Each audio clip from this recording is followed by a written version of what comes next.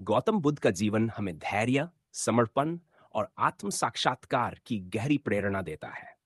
उनका जन्म एक राजा के रूप में हुआ था, लेकिन जीवन की सच्चाइयों को समझने के लिए उन्होंने अपनी शाही जीवन शैली को त्याग दिया। गौतम बुद्ध, जिनका असली नाम सिद्धार्थ था, कपिल वस्तु के शाक्य कुल में जन्मे थे। उनके पिता राजा शुद्धोधन ने सिद्धार्थ के लिए हर सुख सुविधा का इंतजाम किया था, ताकि वह कभी भी जीवन के दुख और कष्टों से परिचित न हो सकें। लेकिन एक दिन जब वो अपने महल से बाहर निकले, तो उन्होंने वृद्धावस्था, बीमारी और मृत्यु के दृश्यों को देखा। इन दृश्यों ने उनके मन में जीवन की नश्वरता और अस्थायित्व के बारे में गहरे सवाल उठाए। इन सवालों के जवाब की खोज में सिद्धार्थ ने 19 वर्ष की आयु में अपना घर, परिवार और शाही जीवन त्याग दिया और सन्यासी बन गए।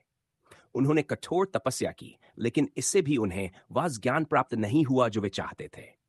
उन्होंने समझा कि अतिशय भोग और अतिशय तपस्या दोनों ही मार्ग गलत हैं। इसके बाद उन्होंने मध्यम मार्ग का पालन करना शुरू किया। कई वर्षों की ध्यान साधना के बाद उन्हें बोधगया में बोधि वृक्ष के नीचे बैठकर आत्मज्ञान की प्राप्ति हुई। इसी घटना के बाद से वे गौतम बुद्ध के नाम से जाने गए।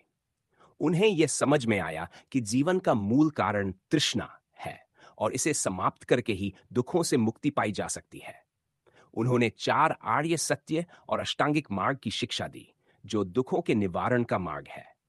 गौतम बुद्ध ने अपने शेष जीवन में लोगों को सत्य, अहिंसा और करुणा का मार्ग दिखाया। उन्होंने समाज के हर वर्ग के लोगों को अपना शिष्य बनाया, चाहे वे राजा हों, किसान या दलित। उन्होंने जाति, धर्म और समाज के बंधनों को तोड़ते हुए समानता और भाईचारे की बात की। उनकी शिक्षाएं हमें यह सिखाती हैं कि जीवन में दुख अवश्यंभावी हैं, लेकिन सही दृष्टिकोण और सही मार्ग पर चलकर हम उनसे मुक्त हो सकते हैं। उनकी कथा हमें अपने जीवन के असली उद्देश्य को पहचानने, आत्म साक्षात्कार करने और दूसरों के प्रति करुणा और प्रेम का भाव रखने की प्रेरणा देती है।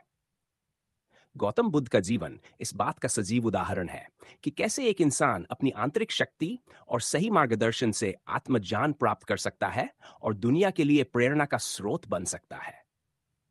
उनके विचार और शिक्षाएं आज भी हमें जीवन के कठिन मार्गों पर चलने का संबल देती हैं और हमें सिखाती है कि सच्चा सुख भौतिक वस्तुओं में नहीं, बल्कि आत्मा की शांति और संतुष्टि में है।